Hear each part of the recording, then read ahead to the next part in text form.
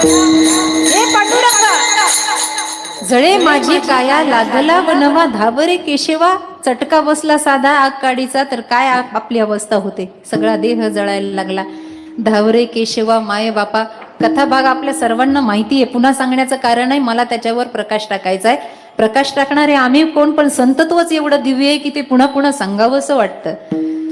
काय झालं, परिणाम काय झाला? परिणाम झाला दाह शांत झाला, पाणी एकदम थंडगार. उलट परिणाम, तिच्या अंगावर फुलं फुटली, महारोग झाला, दाह सुटला. आता काय करावं? काही नाही, पर्याय एकच आहे. रामेश्वर भट्टांनी शिवाजी कासाराला सांगितलं, जितेश तुकाराम महाराजाला तिनं उकळतं पाणी टाकलं ना, तिथं चिखल तयार झालाय. तोच चिखल उचल, लाव तिच्या अंगाला, निघून जाईल सर्व व्याधी. चिखल उचलून अंगाला लावला, सगळ्या अंगाचा रोग निघून गेला. ही ताकद तुकोबांची त्यांनी पाहिली, म्हणून धन्य तुकोबा समर्थ. सगळं पाहिलं, सगळं अनुभवलं, असं शाब्दिक नव्हतं त्यांचं महाराज. म्हणून संतत्वाची फार मोठी ख्याती, फार मोठी. गीतेमध्ये प्रत्येक अध्यायामध्ये संतत्वाचं वर्णन जर भगवान श्रीकृष्णाने केलं असेल तर निश्चितच देवत्वापेक्षा संतत्व मोठं आहे. पण संतांचं वर्णन करण्यासाठी सुद्धा शब्द अपुरे पडतात. महाराजांचं प्रमाण आहे, शाब्दिकाचे काम नाही येते. संतांचा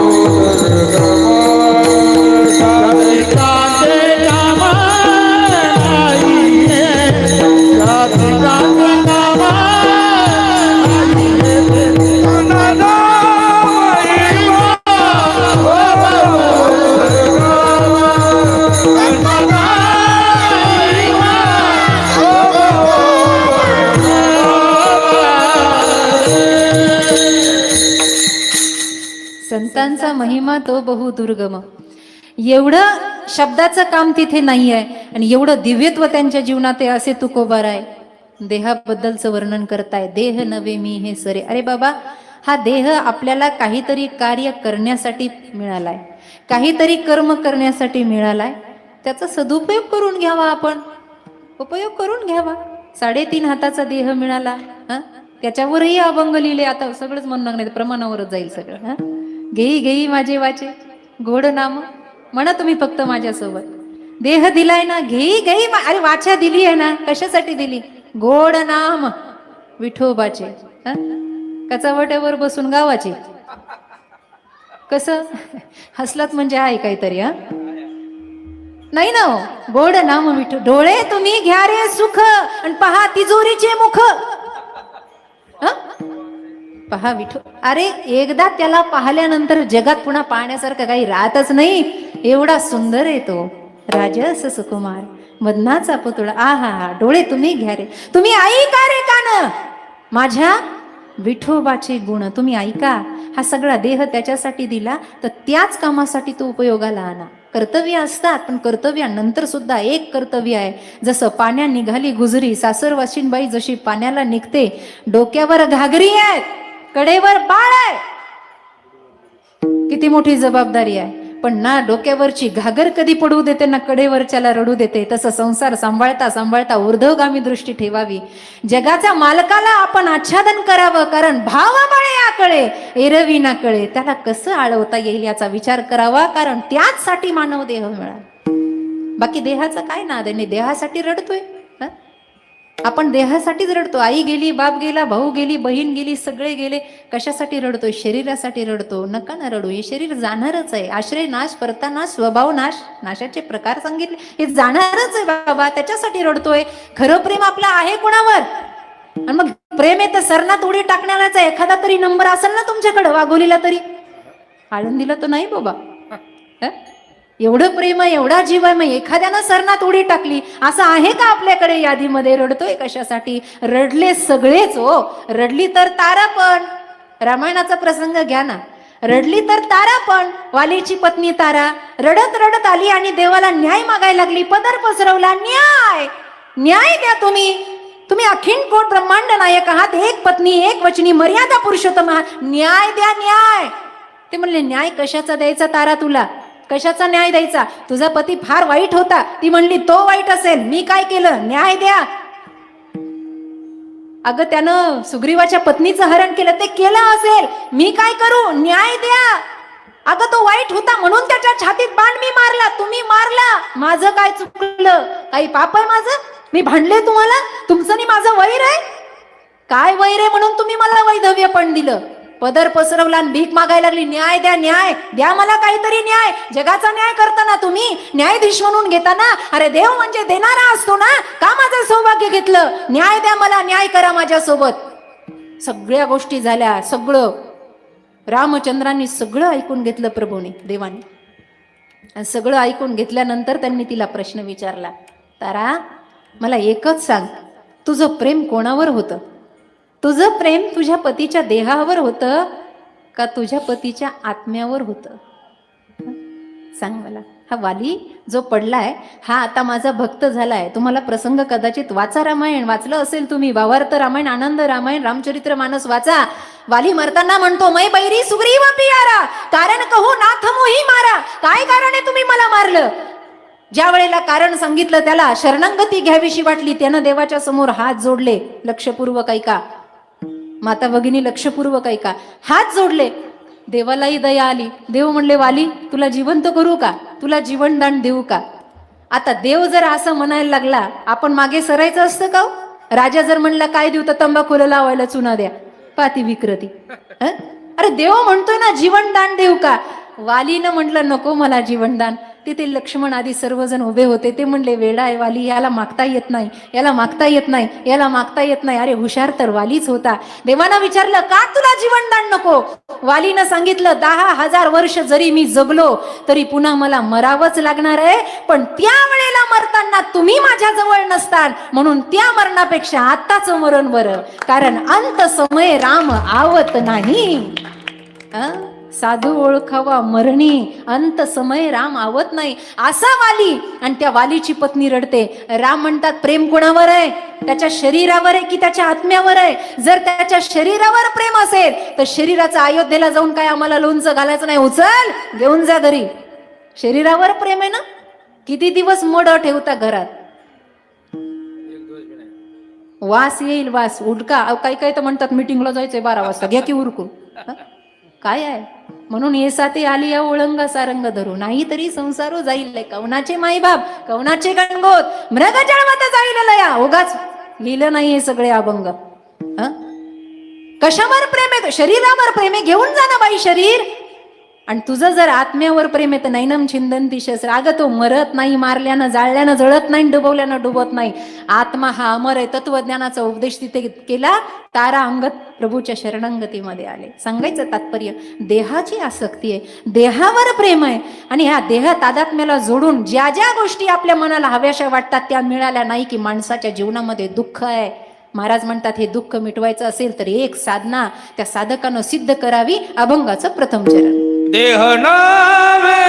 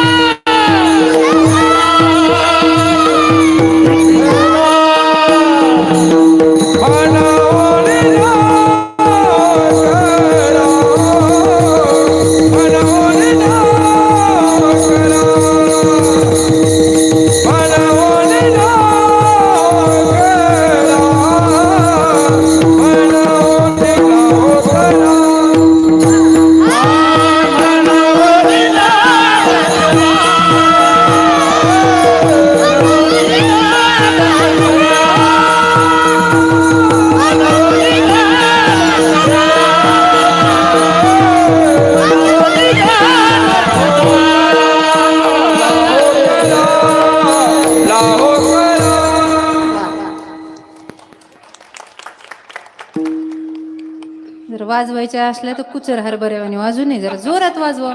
वाजवा बरं जरा, आणखी जोरात वाजवा, आणखी जोरात, आणखी जोरात.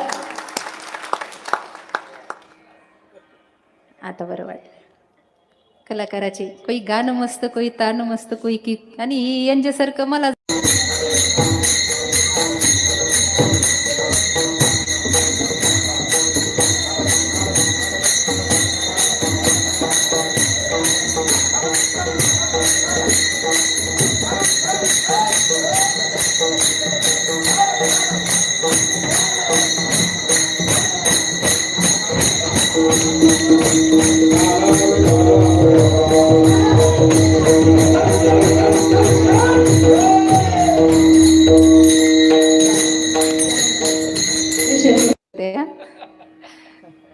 सगळी माझी भावंड गाणारी, वादन करणारे आमचे महाराज सगळे किती छान आहे. आणि हे काही काहींना सगळं जमतं का. देह तादात्म्य धरलं तर माणसाला दुःख जास्त होतं. आत्मा आणि देह या दोघांचा संबंध नाही, हे काहीतरी कार्य करण्यासाठी आले. उदाहरण सांगते, तुमच्या लक्षात येईल. प्रवासाला 2 जण निघाले, लक्षपूर्वक ऐका. प्रवासाला निघाले, वाघोली पासून आळंदीकडे प्रवास आहे. आता अंतर लहान आहे, पण आपण असं समजू की खूप प्रवास आहे. प्रवासाला निघाले, आणि प्रवासाला निघाल्यानंतर एकाजवळ घोडं आहे, दुसऱ्याजवळ घोडं नाही. बरं का महिला म्हणून, एकाजवळ घोडं आहे. यात्रेला निघाले, मग घोड्यावाला म्हटला, हे बघ माझ्याजवळ घोडं आहे, मी घोड्यावर बसून येणार आहे. दुसरा म्हणला, माझ्याकडे घोडं नाही, मी आपलं सगळं गाठोडं उचलणार, डोक्यावर घेणार, निघणार. देहाचा आणि आत्म्याचा काही संबंध नाही, हे कार्य करण्यासाठी आले. 2 जणांनी पुंडलिकावर केलं, नारळ फोडलं, दोघाचा प्रवास सुरू झाला. आता घोड्यावर जो बसला होता त्यानं आपलं ते गाठोडं सगळं मागे बांधलं, घोड्यावर बसला, निघाला. पायी चालणारा डोक्यावर गाठोडं घेतलं, त्याच्यासोबत पायी दोघंही निघाले. आता परिसरातले लोक त्यांना ओळखत होते म्हणून कुणी काही म्हणलं नाही. परिसर सोडल्यानंतर जेव्हा ते पुढे गेले तेव्हा दिवसभर या दोघांना पाहिलेल्या लोकांनी ठरवलं, पा म्हणले हे चाललंय बरं काय घोडे. आता घोडे पाहिलं की कोणाला नवल, घोडा घोड्यावर बसलाय, एक पायी चाललाय. लोकांनी अनुमान प्रमाण असं ठरवलं, जो घोड्यावर बसला तो या पायी चालणाऱ्याचा मालक आहे. हा पायी जो चाललाय ना गठोडं घेऊन, याचा नौकर आहे, आणि हा घोड्यावर बसणारा याचा मालक आहे. हे कुणी ठरवलं? ज्यांनी दिवसभर पाहिलं त्यांनी ठरवलं. रात्री प्रवास संपला, घोड्यावाला म्हणला घोड्याला चारा पाणी केलं पाहिजे. त्यानं घोडं एका झाडाला बांधलं, घोड्याला चारा पाणी करायला लागला. जो थकला होता त्यानं पटकन अंथरून टाकलं आणि त्या झाडाच्या खोडाजवळ झोपला. तिथून 4-5 जण चालले होते, त्यांनी या दोघाला पाहिलं आणि आता ते म्हणले, जे झोपलं ते मालक आहे, जे चारा पाणी करते ते नौकर आहे. सांगा मला, यात कोण कोणाचा मालक आहे हो? दिवसाच्यानं दिवसाचं कार्य केलं, रात्रीच्यानं रात्रीच्याचं जसं कार्य केलं, तसं आत्मा आणि देहानं संघटित होऊन एक कार्य करण्यासाठी तो या जगतामध्ये आला. पण आपण काय केलं? देहाची आसक्ती धरली. देह माझा. कबीर महाराजांचा अभंग आहे, इस तन धन की कोण बडाई, देखत नहीं न में मट्टी मिलाई, अपने खातिर महल बनाया और आप ही जाके जंगल सोया. इस तन धन की 3.5 काय बडाई आहे याच्यामध्ये? आता हाय काही काही लोकांचा आरशात पाहिल्याशिवाय दिवस जात नाही. उठलं की आरशात पाहणार, राजू दादा उठलं की आरशात पाहणार आणि पुन्हा म्हणणार, कामच होईना आज, कोणाचं तोंड पाहिलं कोणाच ठाऊक, येणं याच पाहिलेलं असतं. ए बायानो, ते गडबड कमी करा ग. विठ्ठल विठ्ठल गोंधळ कमी करा. हे बरोबर आहे का? आरशात पाहिल्याशिवाय दिवस जातो का आपला? खुशाल नाही म्हणता तुम्ही पण. हे स्वतःच्या शरीराला सजवण्यासाठी किती कबीर महाराज म्हणतात, ही सत्ताना धन की कोण बडाई, देखत नाही न मे मट्टी मिलाई. कुंभार मातीचं गाडगं बनवत होता, ते गाडगं बनवत होता, मडकं बनवत होता. त्या कुंभाराला वाटलं, गर्व वाटला, मी मडकं बनवतोय, मातीला पायाखाली तुडवतोय, मडकं बनवतोय. त्या मातीला वाचा फुटलीन. कबीर महाराजांचा दोहा आहे, ती माती म्हणते, माटी कहे कुम्हार से तू क्या रोंधे मोय, अरे एक दिन ऐसा आएगा की मैं रोंधूंगी तोय. एक दिवस असा येईल की तुझी माती मी करेल, आणि ती मुठभरच असेल, मुठभर. काय गर्व करतो या शरीरावर? इस तन धन की कोण बडाई, देखत नाही न मी मट्टी मिलाई. महाराज म्हणतात, आपणे खातीर महल बनाया. लोकांचं फार आहे, भाऊकीच्या नाकावर टिचून घर बांधलंय म्या. अगं मरशील तर राशील का घरात? हं? एखादं हाड तरी आणतात का हो घरात? एखादं हाड आज ती ठेवा म्हणलं तर लोक म्हणतात नाही रात्रीच्या झोपा येत नाही, पहिले ते गंगा हरिद्वारला आणि प्रयागला चला कर्म करा. ज्यांना घर बांधलं त्याचं हाड लोक घरामध्ये आणत नाही. हं? अपने खातिर महल बनाया और आप ही जाके जंगल सोया, बाल जले जैसी घास की पोली और हाड जले जैसी लकड़ी की मूली, कहे तो कबीर सुन मेरी गुनिया, आप गए बस डूब गई दुनिया. आपण गेलं सगळं संपलं, गेलं की विषय. फोटोला हार लागला आपण मागे पडलो, पुन्हा काही घेणं देणं नाही. सणाला नाव काढलं तर काढलं कुणी आपलं, तेही चांगलं कर्तव्य असलं तर, नाही तर काही नाही. म्हणून वंदनीय महाराज म्हणतात देह मिळाला ना, देहामध्ये उपासना करा. एक तर देशाचा उत्तम भक्त व्हा, नाही तर देवाचा उत्तम भक्त व्हा. कुठेतरी देह हा कारणी लावा. आई गेली या घराण्यातली, लोक म्हणतात पिंडदान पिंडदान पिंडदान. कणकीचा गोळा करा, तर्पण करा, या अंगठ्याच्या तीर्थाजवळून त्याला पाणी घाला, पाणी अर्पण करा. प्रत्येक बोटांचे तीर्थ आहेत, प्रत्येक बोटांच्या स्थानं आहेत निवडलेले शास्त्रामध्ये आपल्या. आणि मग या सगळ्या विधी करा. पिंडदान झालं, कावळा शिवला, झालं. अरे खळं पिंडदान कशात आहे? आई वडिलाच्या रक्तामासापासून जे पिंड मुलाचं आणि मुलीचं बनलेलं जातं ना, हे पिंड ज्या दिवशी भगवत कार्य किंवा देशाच्या कार्याच्या कामी येईल ना, त्या दिवशी आई बापाचा उद्धार होतो, त्या दिवशी उद्धार होतो. त्यासाठीच हे कीर्तन प्रवचन असतात, बाकी काही कारण नसतं. असं जीवन आपलं वाया चाललंय, जीवन वाया चाललं, व्यर्थ चाललं. सकाळपासून संध्याकाळपर्यंत स्वतःच्या देहाचा स्वतःचा विचार करा बरं. किती फुकट वेळ घालवतो. अरे चहा पाण्याला बसलो आपण, बोलता बोलता आपल्या गप्पा साखर कारखान्यापासून पुरीच्या लग्नापर्यंत येतात. काय विषय असतो? शेंडानं बुडूक असतो का त्या विषयाला आपल्या? काही कारण नसतं बडबडीचं, पण सगळं जीवन बडबडीमध्ये जातो. महाराजांचं प्रमाण आहे, व्यर्थ गलबला काल्याचा एक अभंग आहे, हळूहळू चाला कुणी कुणाशी न. का सांगितलं हे? ज्याला पोटभर खायचं त्यानं एक तर बडबड कमी करा. म्हणून संप्रदायात एकच बोलतो सगळे ऐकतात, कळतंय का? ज्याला पोटभर खायचं त्यानं जास्त बडबड करायची नाही. एक वाक्य मनाच्या कोपीत घेऊन जा, संसारिकानं मुक व्हावं आणि साधूने बोलकं व्हावं. संसारिक मुका झाला आणि साधू बोलला की माय ज्ञानेश्वरीचं दर्शन घडत असतं, तुकाराम गाथा घडत असतं. संसारिकानं फार बोलू नाही हो, फार बोलू नाही. कारण संसारिकाचे अनुभव काही कामाचे नसतात. असेच खाय कुटकेंचे ले उठके, काही अनुभव कामाचे नाही. साधूचे अनुभव कामाचे असतात, त्याच्यावरही प्रमाण आहे. बेजार आहे. कुंभमेळा आला बघा, करा विचार. प्रमाण आहे ना त्याच्यावर. महाराज म्हणतात साधूचा अनुभव जीवनामध्ये घेतला पाहिजे. अनुभव आले अंगा ते या जगा देत असे, किंवा तुका म्हणे साक्षी आले तेरीही केले प्रगट. हा अनुभव संसारिकाचा अनुभव काही कामाचा नाही. मला आता थोडंसं विषयांतर होईल, पण लय चेहरे पडले तुमचे, विनोद नाही त्याच्यामुळे थोडंसं आपलं बोलते. लहानपणी ऐकलं होतं, कुत्रं मागं लागल्यावर पळायचं नाही. बाया बसलेल्या गल्लीमध्ये कुत्रं मागं लागलं का पळू नाही म्हणते. मला जीवनात मैत्रीण नाही, आजही मला मैत्रीण नाही. माझ्या फार तर फार जुन्या बायांमध्ये बसायला मला आवडतं, नाही तर मग लहान लेकरांमध्ये. मैत्रीण मी जीवनात कधी केली नाही, करायची नाही. जुन्या बायांच्या गप्पा आपले बसलं की ते ही गोष्ट सांग, ती गोष्ट सांग, ती गोष्ट सांग, ती गोष्ट सांग. सांगता सांगता सांगता एक आजी म्हणली, मी म्हणलं अगं आजी, म्हणलं मी जास्वंदाची फुलं आणायला गेलते. म्हणले कशाला? म्हणले केसाला लावायला. मला मोठ्या केसांची फार हौस. म्हणले त्याचं तेल केलं की केस मोठे होतात. हे मला म्हाताऱ्यांनीच सांगितलेलं. आजीबाईचा बटवास त्यांना सगळं माहित असतं. म्हणलं आजी कुत्रच मागं लागलं. आजी म्हणली अगं कुत्रं मागं लागलं का तसं पळायचं नाही. म्हणलं का? म्हणलं कुत्रं मागं लागलं का बसायचं. मग म्हणे कुत्रं निघून जातं. मी आजीचं ऐकलं संसारिकाचे अनुभव.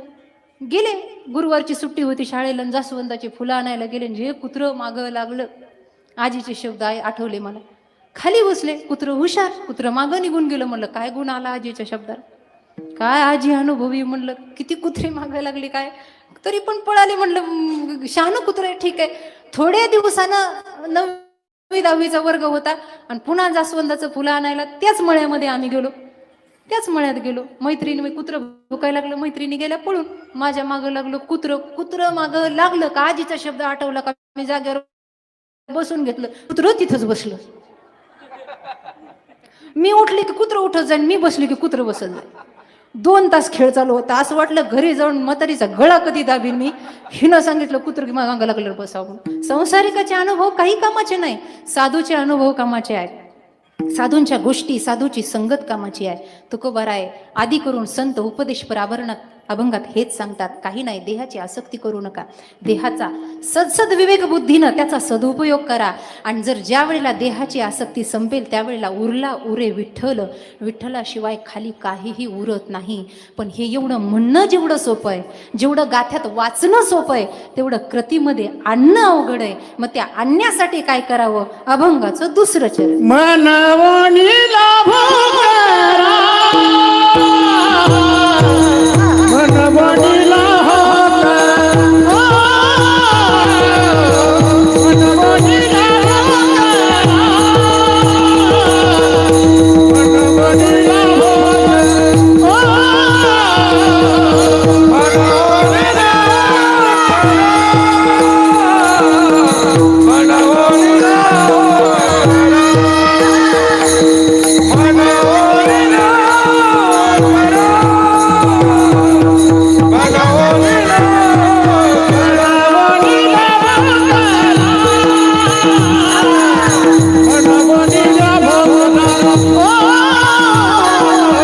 मनवणी लाभ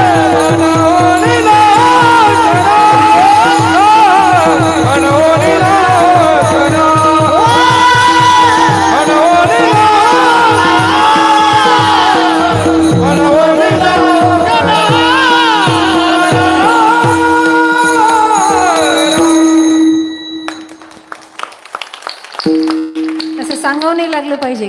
आपल्याच भागातले आहेत, आपल्या पुणे जिल्ह्याचं भूषण वैभव. मनवणी लाहो करा, घाई करा, गजर करा, करावी तातडे परमार्थी, जसं म्हणले ना, लाहो करा. एका नावाचा करा, तुम्हाला जो देव आवडतो त्याचा करा, पण करा ना बाबा हो. सगळ्या वारांवर अभंग लिहिले नाथ महाराजांनी, सगळ्या विषयांवर अभंग लिहिले नाथ. आता नाथषष्ठी होऊन गेली नुकतीच, तुकाराम बेज होऊन गेली. आता हे सगळे संत मांदियाळींचे समाधी सोहळे एकानंतर एक आहेत. आता सावताबाबांची येईल जून जुलैमध्ये. लाहो करायचा सांगितलं यांनी, गजर करायचा सांगितलं का? लाहो केल्याशिवाय, अरे गोंधळ मिटवायचा असेल तर गोंधळ करावा लागतो. कळतंय का? लग्न झाल्यावर गोंधळ का करतात? हे बाकीचे गोंधळ होऊ नये म्हणूनच ना बाबा.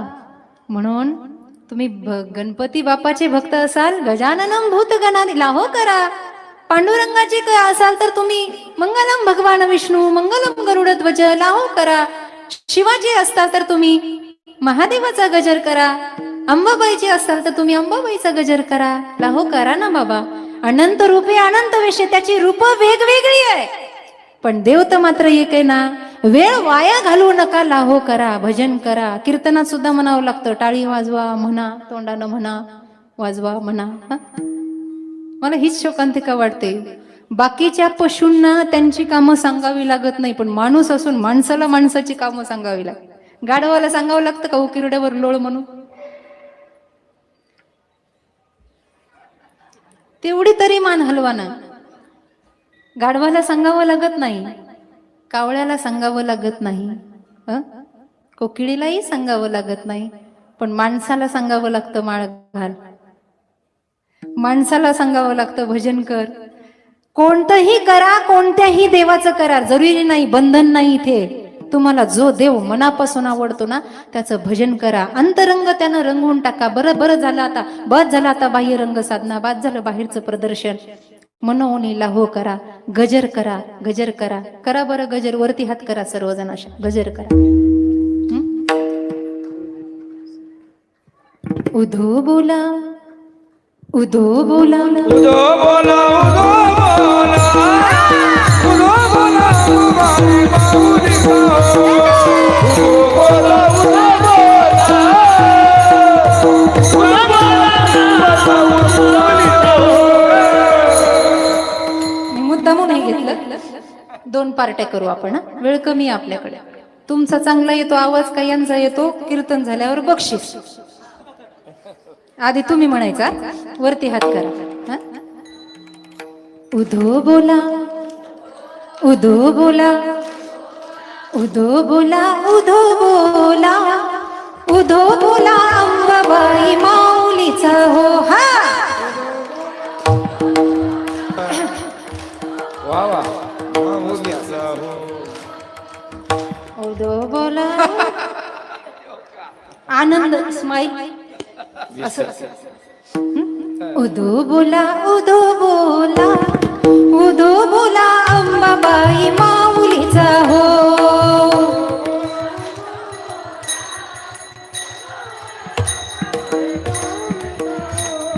वा वा वा.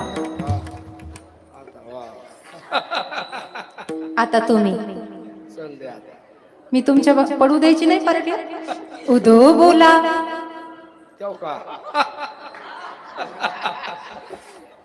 उधो बोला, फुटलेले डग्याचा आवाज का बघा ना कशा, काय स्वर आहे का. उधो बोला, उधो बोला, उधो बोला, म्हणा की थोडस स्वरात. खर्जे लावला, वरती हात करा, चला वरती, सरळ सरळ. तुम्ही किती मोठे इथं बसलात मला घेणं देणं नाही. एक लक्षात ठेवा, किती कोट्याधीश असाल, लायकी नाही देवाच्या समोर आणि संतासमोर आपली शून्य होणार असेल तर परमार्थ साधता येतो. आणि लाज वाटत असेल तर तुम्हाला काही निमंत्रण दिलं नाही कीर्तन भजनाचं, जरा नाचून म्हणा. उधो बोला, उदो बोला, उदो बोला, कृष्णाबाई माऊलीचा हो. बोला, उदो बोला, उदो बोला, कृष्णाबाई माऊलीचा हो. कृष्णाबाई माऊलीचा हो. उदो बोला, उदो बोला, उदो बोला, कृष्णाबाई माऊलीचा हो. कसं अंगात आलं बघा आमचं पोर. आणि हे कधीच कुणाला ऐकणार नाही, ही माऊलींची शक्ती आहे यांच्या अंगात, कळतंय का. म्हणून थोडं विषयांतर करून बोलते. आता अशा थोर महात्म्यांच्या समोर जास्त विषयांतर होऊ नये, पण एक सांगते, मी बोलले का आणि एवढं अंतकरणातून बोलले का, ज्या दिवशी भगवा कपडा घातला, समाजाची फिकीर सोडून दिली, गरज नाही, घरी काही लेकर बाळ रडत नाही, कीर्तना वाचून काही बंद पडलेलं नाही. एक गोष्ट लक्षात ठेवा, छत्रपती शिवाजी महाराजांच्या काळातली सगळी शिवमंदिराची दरवाजे छोटे आहेत, सगळ्या शिवमंदिराचे दरवाजे